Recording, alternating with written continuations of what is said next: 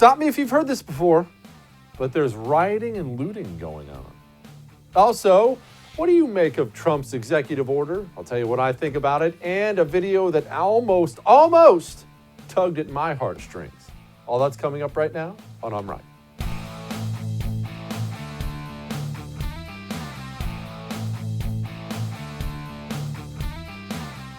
All right, I know what you're thinking. Jesse, I'm so glad you're back. Where were you for a week? Jesse, you look so handsome. And yes, all that stuff is true. First of all, I was on vacation for a week. When you come to work every single day and do an hour of television, I'm telling you what, the body breaks down after a while. Don't tell me about your job at construction. I have to sit here for an hour every night and talk into a camera. That's grueling. So I took a vacation. We went down to Florida to score some meth and whatnot, and almost died in Florida, I should mention. We did some little airboat tour of the Everglades, checking out some alligators and such. It was really cool how they go into the water. I'm not going to go into it now. And as we're leaving, we have this big SUV taking a bunch of us out of there.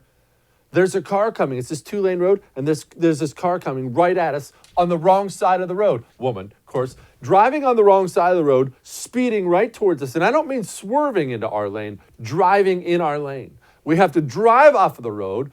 This lady wakes up or perks up, who knows, looks at us, sees us, overcorrects, begins swerving all over the road. By the way, people, small corrections. Even when you do something on the road, small corrections, don't start yanking on the wheel. She's doing 70 in this tiny little crappy car, blazing all over the road. I'm going to get to politics in a minute here. Sorry, it's my show. I talk about weird stuff. And boom, she goes right off the road. I'm in the front seat. Everybody in the back says, oh, she went off the road. She went off the road. So I yell at the driver, turn around. And we flip around, drive back. Now, remember, I told you we were leaving an airboat tour of the Everglades and all that. She flies off the road into the freaking swamp. The swamp with this tall grass. The grass is as tall as I am. I'm 6'8", and the grass was as tall as me. It's thick.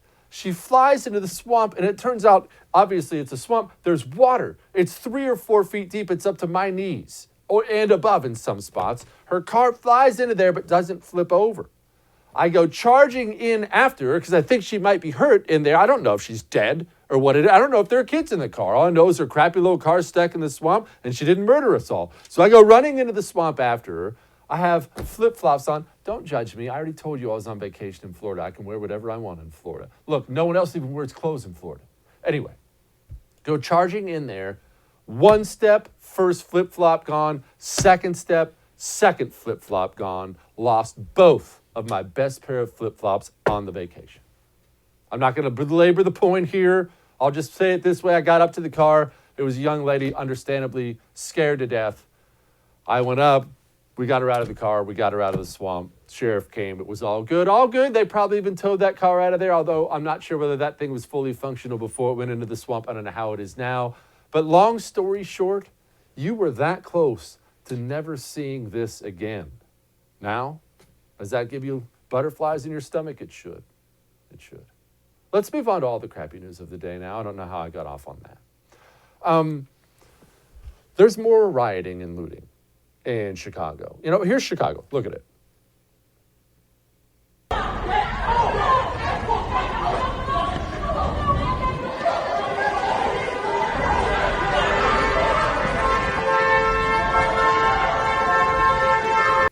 But the tactic does seem to be, for the most part, that people have been pulling up in vehicles. That's what we saw a short time ago, and what the alderman had said he had seen downtown this morning as well. I'm just not sure if they pulled up in vehicles as well, or if they came on foot. Now you can see they're leaving the store.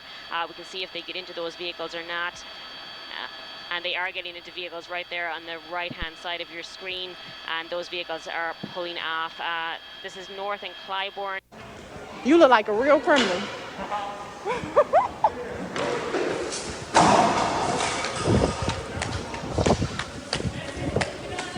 What's these pants looking like, y'all? What's these Lucky Brands? Nobody want that.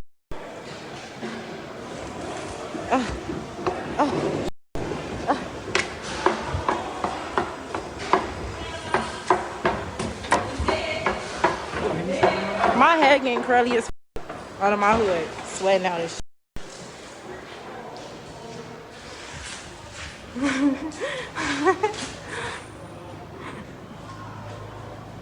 I should go back up there because they ain't what out.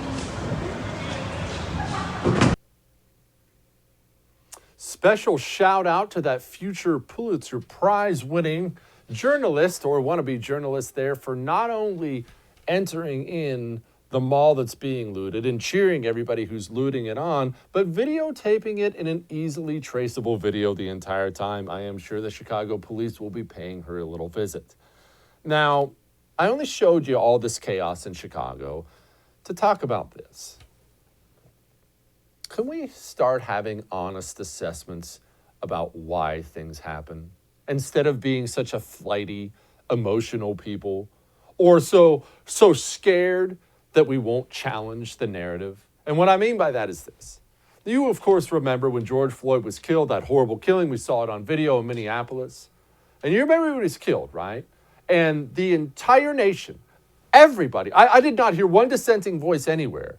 The entire nation looked at it and said, okay, that's a crime or something. You can't, whatever that cop did is wrong. Whatever you want to charge him with is fine, but what he did was wrong. Everybody came out against it, everybody. And yet the entire country, the Democrat Party, the Republican Party too, corporations, professional sports, everybody just decided universally, the problem is police brutality. And it even took a couple days to work out the numbers. And people are looking at the numbers and they're all, wait, 9 unarmed black men killed by police in all of 2019? Is that right? Harry, can somebody check on that? That can't be. It's true. There was never any factual basis to it at all. But everybody freaked. And then once everybody freaked and decided the cops were the problem, the people who did have enough brains to speak were too scared to speak. And that's what I want to talk to you about briefly tonight. We have got to work on our courage. And remember, courage is not an absence of fear. Courage is overcoming the fear you have. I'm speaking now not to Democrats. Democrats are scumbags. They love this in Chicago. They're going to encourage this. They've loved everything they've seen. I'm not talking about corporations. Corporations are weak and pathetic. They go whichever way the wind's blowing. Just please don't sue me. That's all corporations are now. Professional athletes, I'm not even going to indict professional athletes. Why? Most of them are complete and utter morons. They just are complete and utter morons. I'm talking to the people you and I rely on. I'm talking about Republican leadership. You see, as soon as that bad thing happened to George Floyd, as soon as George Floyd was murdered, killed, whatever you want to put it, Republicans decided there's too much heat out there. We'd better go along with what the public says. Everybody thinks the cops are out there killing unarmed black men, just hunting them down. We better go along with it, right? I mean, have you seen the poll numbers? Somebody get some poll numbers. You know what? Let's somebody get Tim Scott. We need our own police reform bill. What? What you do when it's hard is who you are. And when it was hard to stand up and say, hold on, that's a bad incident. I hope that cop is prosecuted, but let's not sit here and pretend the problems in Minneapolis are the Minneapolis Police Department. That, what I just told you, is the most honest assessment of what happened up there, and not one national Republican had the balls to stand up and say that. Not one. How was that possible? How was it possible? And now look, of course, there's another police shooting in Chicago. A police shooting, by all accounts, even by media accounts, completely justified. They put out a bunch of crappy reports, looting, rioting, everything else. The problems may be complicated. The problems they're having with this kind of behavior in big cities may be really complicated. But it ain't the cops. And it's not as if cops are saints. I want cops prosecuted when they go overboard. And Lord knows they do when you're given that kind of authority. But let's stop pretending the problems in bad communities in Chicago, the problems are the cops. That's idiotic. And what makes me mad is the people who knew that was idiotic didn't have the guts to step up and say so. This is not going to stop, ladies and gentlemen. It's not going to be isolated to Chicago or New York or Portland. Here's Portland still.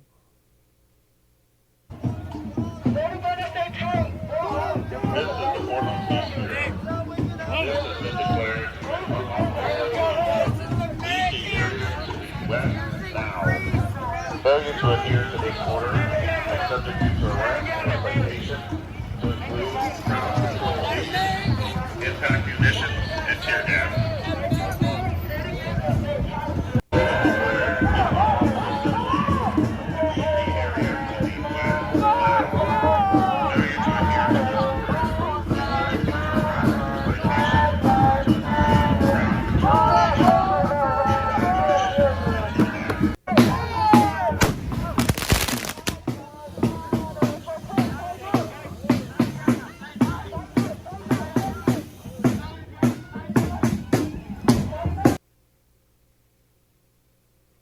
Are you numb to that now?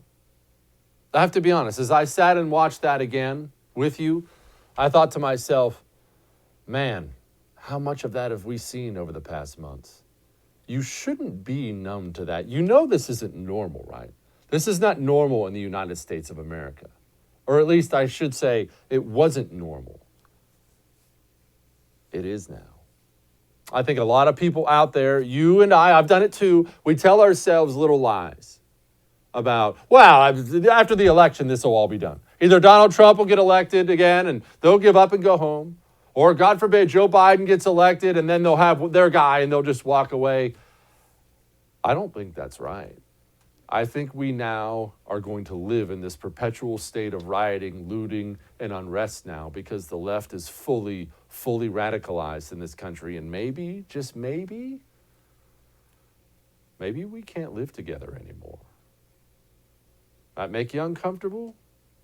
Maybe we can't. BARR, at least at this point, seems to be honest about what's happening. I've been appalled at what's on this violence because it's happening right out in the streets. Anyone with eyes can see what's happening. They see the violence. They see these groups of agitators in their black outfits, and their helmets and their shields, which incidentally have hammer and sickle on them most of the time, rushing the police, causing violence, throwing rocks, the people showing up with the rocks and the frozen bottles. That's happening. That's happening in front of people. You don't see it on any of the national news. You don't see it on the networks. You don't see it on the other cable stations. And yet you hear about these peaceful demonstrators. So it's a lie. The American people are being told a lie. They are being told a lie. And that brings up a whole new issue. We may have to address that tomorrow or something. What's the right thing to do about the American media? If you view the American media as now being wholly anti-American and dedicated to tearing this country apart, what's the right thing to do? And don't for 1 second fool yourself into thinking there's a comfortable answer to that question. There certainly isn't. All that may have made you uncomfortable, but I'm right. Now, speaking of uncomfortable, I'm going to tell you something I've never told anybody on this show before.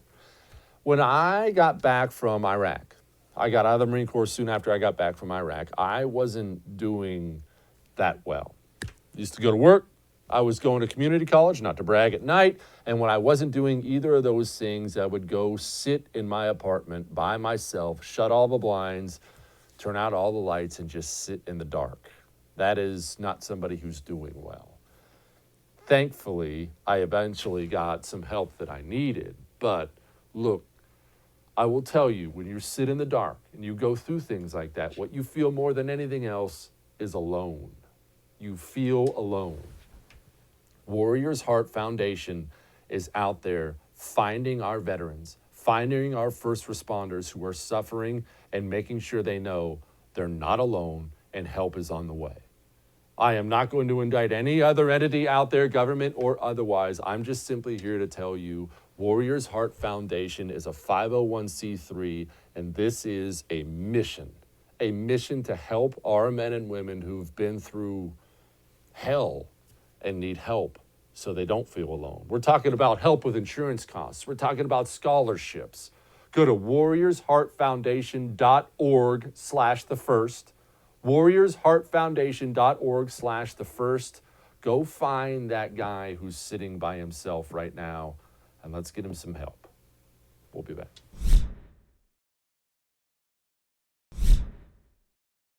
It's time to talk about executive orders and courage. Remember, we were just talking about courage? We're going to talk some more about courage. First of all, Hillary Clinton has something to say. And before you hear Hillary Clinton talking about Trump's executive order, let's discuss the executive order briefly. Trump decides Congress isn't going to do anything about the economy and everything else. Let's do a payroll tax, vacation. And let's no more student loan payments for a while. Okay. All that stuff sounds fine. We're going to discuss what I think about executive orders here briefly. But that brings us to Hillary Clinton, who felt the need to comment with this. Well, it's a stunt. There's no doubt about it. It's most likely, as even Republican senators have said, unconstitutional, bypassing the Congress, trying to spend money that he has no authority to direct.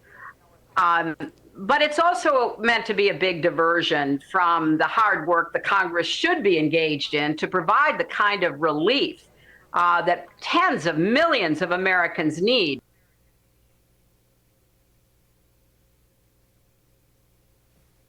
Why is she still talking? That's my biggest question. It's not about Hillary ripping on Donald Trump's executive order. Everybody knows that's the standard Democrat line. We're going to play you Nancy Pelosi here in a minute. But why is Hillary Clinton talking? What is this weird addiction to the public eye? I will never understand it. Now, I don't expect you to be a Hillary Clinton fan. I certainly am not a Hillary Clinton fan. However, looking at just the resume of her life, she went to some fancy university, married a dude. Dude gets elected president of the United States twice. Okay, so now you're the first lady of the United States of America. First lady. That's not a small deal. You're going down in the history books, woman. Now you leave and you go be a United States senator. Also a very big deal. There's only 100 of those in the world at any given moment, and she achieved that. Then, I don't even know how many people she had to kill to achieve it. Stop. We can make jokes. All right. So she's a senator. Then you're the Secretary of State for the United States of America. Okay, by the time all this is done, you're filthy rich because all the money you've laundered from foreign nations. Quit. We're allowed to stop. You're super rich. You are going down in the history books. Why are you still doing stupid hits on MSNBC with the mullet and everything else? Explain that to me. Who is that addicted to the public eye? If I ever achieve a fraction of any of that, which I think we all know I probably will, I'm going to be right back on my airboat in Florida, sipping on a quality Jim Beam as I look at the alligators swim around and eat fish. You're never going to hear from me again. I find this addiction to publicity and fame odd. I find it really, really odd. All right, here's what Nancy Pelosi had to say. No, in fact, what the president did is, I agree with the Republican senator said, it was unconstitutional slop. While it has the illusion of saying we're going to have a moratorium on evictions, it says, I'm going to ask you, the folks in charge to study if that's feasible. While he says he's going to do the payroll tax, what he's doing is undermining Social Security and Medicare. So these are illusions, and they really do not, what he calls in our bill, unnecessary.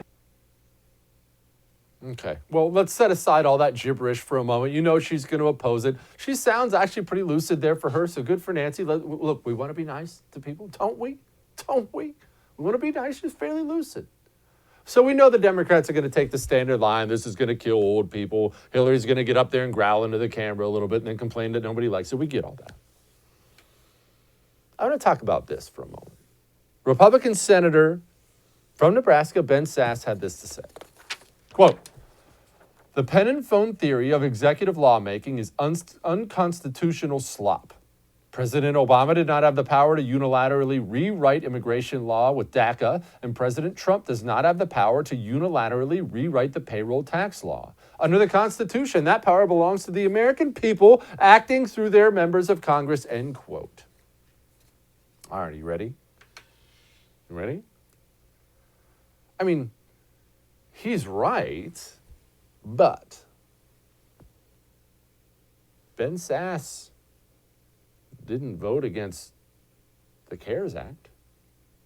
Are we going to go down the list of Ben Sasse's voting record? And actually, I'm not taking a shot at Ben Sasse. All these senators, all these people speaking out against this, what's your voting record look like? And the reason I'm bringing this up is this, and I'm not trying to make this disheartening or depressing. I'm just trying to give you an honest assessment of where we are. Maybe it's time for you and I to grow up a little bit tonight. Maybe it's time for you and I to accept we don't live in a constitutional republic anymore. That's a fairy tale. That's a pipe dream. That's something they used to do. I wish we did. Don't get me wrong, I wish we did. I wish it was all still under the Constitution. I want that. You probably want that. But we don't. Nothing the federal government does is constitutional anymore. That $2 trillion CARES Act, none of that was constitutional. They don't have any authority to do that. All these senators were right there. Oh, I love it. Let's save the people. It's all the time. Nothing they do is constitutional. We live past that age now. We live in an era of power. Either you have it or you don't have it. But that's the era we live in now. And I wish we could go back to doing just the constitutional thing I do. But are you willing to bind yourself in that way? What I mean by that is, are you willing to live under my president will only do what's constitutional and nothing else? My senator will only do what's constitutional and nothing else. Are you willing to live like that with the full knowledge that the second Democrats take power again, and they will one day, that's the nature of politics, the pendulum always swings. Are you willing to live like that with the full knowledge when Democrats take power again, they're not going to live under any of those rules. They're not going to care about any of those rules. They're going to do whatever they want. They're going to use all the power they have and power they don't have, and they're going to give you the middle finger while they dare you to stop it. So let me ask you again. Are you willing to live constrained by the Constitution if the other side will not be? And I have to tell you, as somebody who loves the Constitution, who loves teeny tiny government, I don't think I'm going to be the only one playing by the rules anymore. I don't think I want to. Is Donald Trump's executive order unconstitutional? You bet it is, 100%. Do I care? No. I'm sorry. I don't care. I'll tell you what I do care about, though. I care about made in America. That's what I care about. And I care about it a lot. I did not used to care about such things. And then I realized how many of our countries that hate us, we fund them. You and I do with our products. So when I hear about somebody like Vault Pro USA, somebody who makes gun safes, vault doors, storm shelters, incredible stuff, stock things and custom made things, and I find out that Vault Pro USA is not only veteran owned, it's America made, and lifetime warranties. Yeah, you could say I was pretty much interested. And look around you. Have you looked at the news? Do you think it might be a good time to have a place to lock up your valuables? Or, depending on where you live, maybe a place to lock up yourself? I think it is a good time to do that, don't you? Go to vaultprousa/Jesse. That's vaultprousa.com/Jesse. vaultprousa.com/Jesse. Do not forget to use the promo code THEFIRST when you go there. Go check out what they have. If they don't have what you're looking for, make a phone call. You will not regret it. vaultprousa.com/Jesse.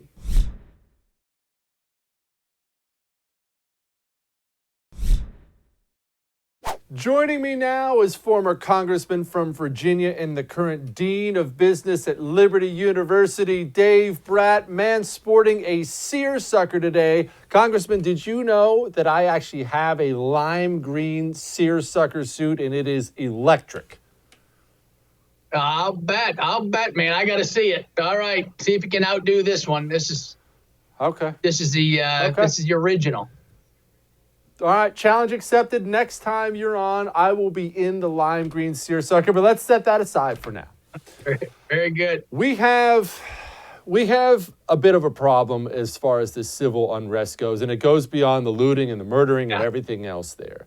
I think it's giving the American people the distinct impression that we have two different Americas now. And I'll tell you, I feel like we have two different Americas now.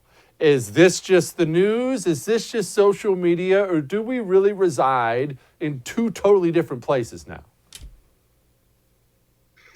Yeah, I hate to go deep on you, but yeah, I think there are. I mean, I think it breaks kind of along the lines of the traditional values, the Judeo-Christian tradition kind of thing. There's those that kind of think there's an absolute moral authority and design their structures. The Constitution came out of that. The free market business ethics came out of that. The system we have came out of that. And then there's the others that they think that whole system is corrupt and terrible. And they're shaking their thumbs and screaming at God and authority and the rule of law, et cetera. And that's what it looks like to me. And you just in the schools, right? You can just say, what can you teach your kid? And you teach your kid that the USA is a good country, that we believe in God, just the basics, right? Nothing radical, just, I went to Princeton Seminary. James Madison went to Princeton where he wrote the Constitution. This is mainstream stuff. Harvard's motto when they were founded was truth for Christ and church. Not anymore. Now it's a leftist bastion. And so it seems like those are some pretty clear default lines. Congressman, I understand this may be difficult for you to do, but put yourself in the minds of one of these whack job liberal city mayors. What's their end game? I mean, look, no matter what I know or think I know about the mayor of Portland, surely there's no way the mayor of Portland sits back at night and turns on the TV and enjoys watching the fact that his city is burning. Or does he? Do they enjoy this?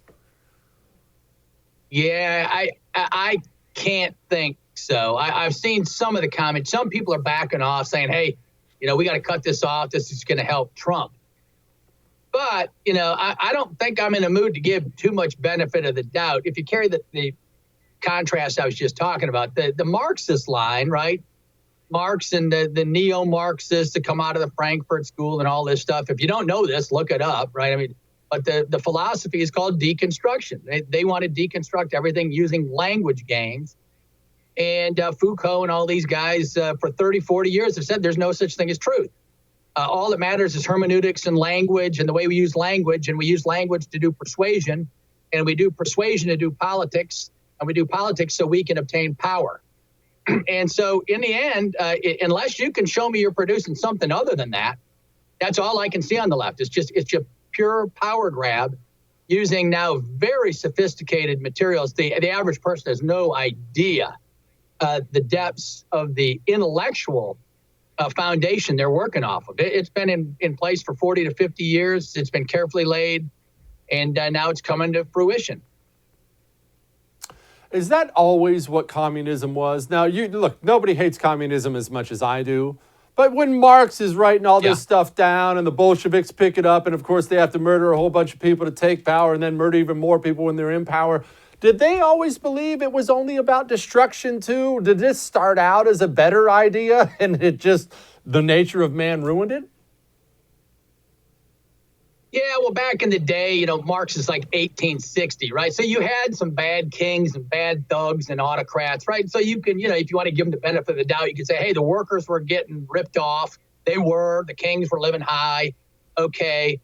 But then the main, he said, all this God stuff, and that includes human rights language, right? You got to give up all that. Just trust me for a while, right? We're gonna put in our team. We're gonna run things. Rights language goes away, democracy goes away, and just trust us. And all you get is Stalin and Lenin and Mao and the decimation. And so, yeah, it might have started off as a pipe dream. The left has always been more utopian, right? They think human nature is basically good.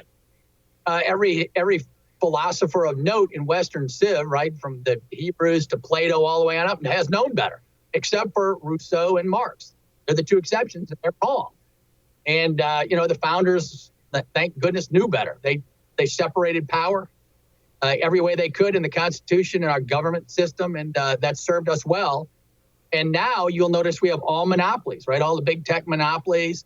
It's easier to control one firm, one guy. All you need is one CEO at the top of that firm. You control it. And the left knows that. That's why you don't want 1,000 competing firms. You want one biggie that you can control. And that it looks like that's what's mapping out to me. You've brought up God a lot in our foundation, Judeo-Christian values. Why don't more people talk about the oppression going on of Christians in China? Because it's terrible over there. Yeah, I don't know. It went out of vogue, right, with the wine-sipping crowd and all that. And, cocktail parties, not good to bring up God for some reason. It wasn't cosmopolitan or something like that. It used to be, right? It used to be the crowning queen of the science, and theology and philosophy walked hand in hand. Every great philosopher I noted, but now, people have poo-pooed it, but they can't answer the basic question, why is there something instead of nothing? And, if you don't get your first principles right, good luck to you, right? And so it all does go back to first principles. And Aristotle knew on secular grounds, there's a first mover, right? I mean, just logic makes it perfectly clear. And so it's not in right now, again, maybe because the modern mind wants, self-governance.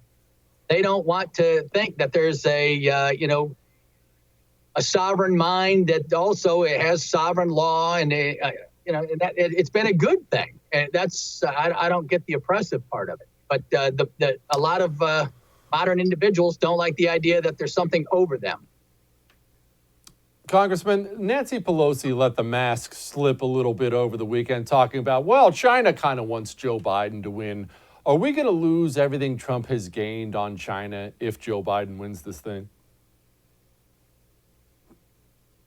For the most part, firms being rational actors have discovered, Finance 101.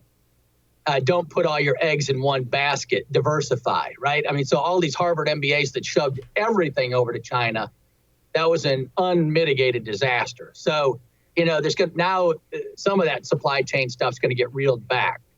But yeah, overall, the globalist order under Biden will be back in. It's about self-interest and self-wealth aggrandizement, right? So when your kid gets $1.5 billion contract, and all your buddies and all the lobbyists up in D.C. are making money off of China, that's a hard thing to stop unless you have what's called leadership.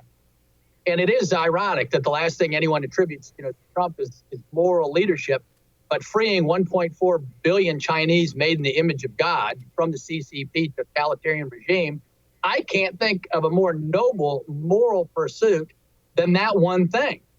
And if you can name it, on the left, I'm dying to hear it. But that's the number one. If you can free 1.4 billion people, and we're on the verge of doing it, and this election will largely answer that question. Congressman Dave Brat, Dean of Business at Liberty University. Thank you, sir. I appreciate you. Thank you, Jesse. Appreciate you back. God bless. You too. HomeTitleLock.com. Hold on. Hear me out here. Don't change the channel. You realize how vulnerable you are, right? Your home title is not a piece of paper. It exists online. How valuable is your home? It is very likely the most valuable thing you own. So by having your home title unsecured, by not having home title lock, you essentially have taken all the money you have and thrown it in an open suitcase on your front lawn. Why? Just go get HomeTitleLock.com and protect your home title. Otherwise, they'll steal it, get your signature on it, take a loan out against it, and financially destroy you. Destroy you, everything you've worked for. Go there, put in your address, see if you're already a victim. While you're there, use the code Jesse. Get yourself 30 days of free protection. HomeTitleLock.com. We'll be back.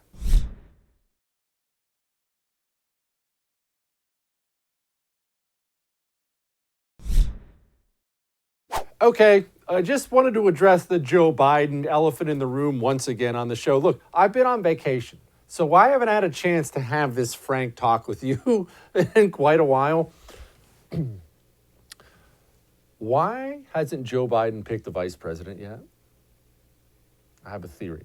It's just a theory. I know you all call me the Oracle because that's the nickname I gave myself, but I have a theory on it. I think Joe Biden is holding out for VP pick for two different reasons. One, I don't know that Joe Biden's going to be the nominee. I will tell you this. People I trust in this business have told me privately, offline, that Joe Biden not doing great. Not doing great. And I'm not going to take any shots at the man for that. We're all going to get old. Father Time is undefeated. But that means we only have so much time to switch things around if you're the Democrats and you have to get a nominee. That's one. So I don't know that Joe Biden's going to be the one making the VP choice. Maybe someone else does. Or two, I think Joe Biden knows this is the only spice in his campaign. I want you to think about something. Whether you hate Trump, hate Biden, hate them both, hate everybody, love everybody, whatever the case may be. What's exciting about the Joe Biden campaign? Anything? Does anything pop out? Anything at all? It's easy to talk about what's exciting about Trump's campaign. Even if you hated his guts, you get what's exciting, people, right? America first, build the wall, all that, of course. People get excited about that stuff. I've been to a Donald Trump rally before. Let me tell you, it's like a rock concert. He excites people. What is exciting about Joe Biden? Name me one thing. He's there. He was Barack Obama's vice president. It's a campaign about nothing. It's like that old Seinfeld line, how it's a show about nothing. Joe Biden's campaign is about nothing. They have a nothing candidate. There are nothing ideas. There's no plan.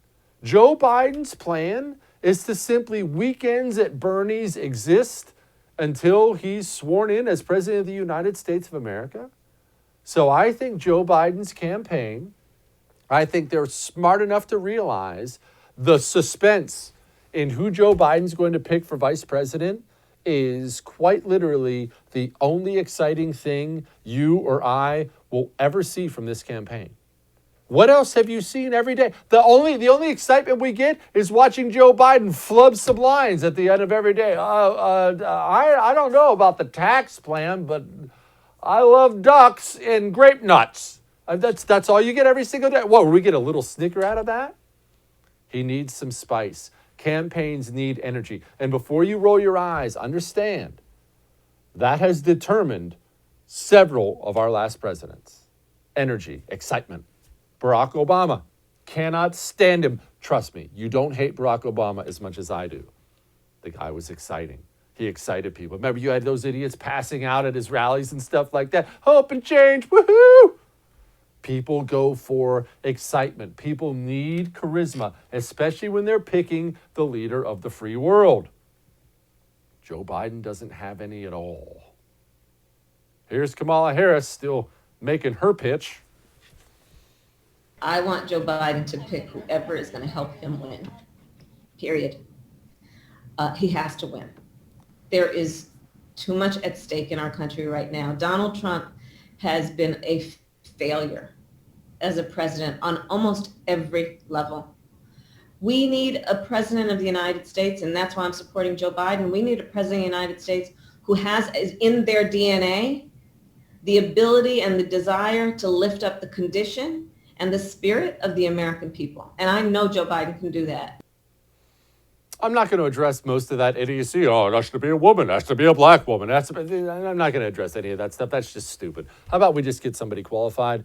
I am going to address this, though. I understand that some of you have a desire to get into television one day. And look, I can't blame you for wanting to follow in my footsteps. Who wouldn't want to follow in my footsteps? Good for you. Allow me to give you a helpful piece of advice, though. Don't put the camera right here. Kamala Harris is a senator and she's speaking and the camera's like up her nose. Give yourself a little bit of distance, little room to breathe. All right. You know the media is concerned about Joe Biden's mental state when you see segments like this. Look at what Fox News saw on Saturday at Rehoboth Beach, Delaware. This is Joe Biden out there on a vigorous bike ride. Not wearing a helmet, but definitely wearing a mask, by the way. Fox's narrative and talk radio's narrative for months has been that Joe Biden is falling apart. You just heard Ben Shapiro say it, falling apart. And there he is riding a bike, out for a bike ride.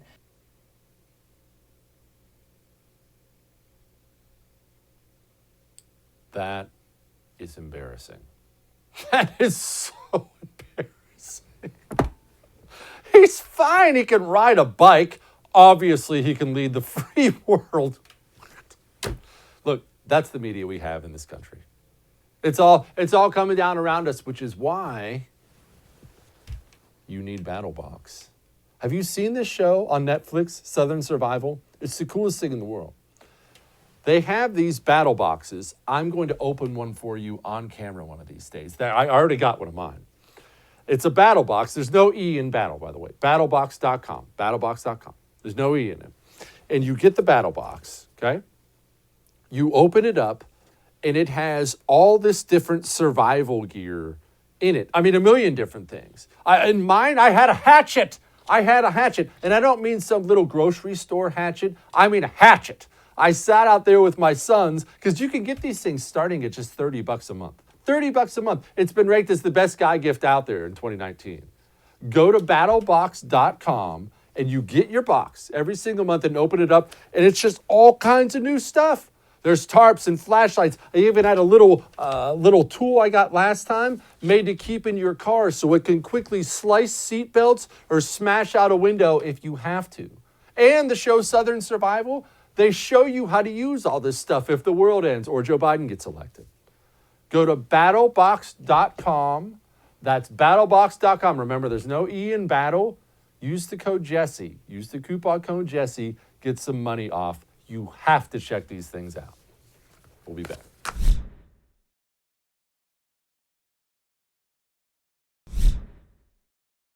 Every now and then, it doesn't hurt to take a step back and just appreciate the triumph of the human spirit.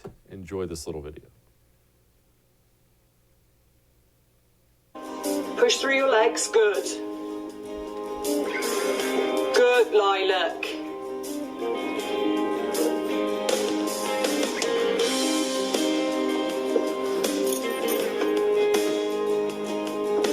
Stand up straight, good girl, well done. Oh my. Hold on tight. You did it. You got to the top. Didn't you? Well done, babe. That is as good as it gets. I'll see you tomorrow.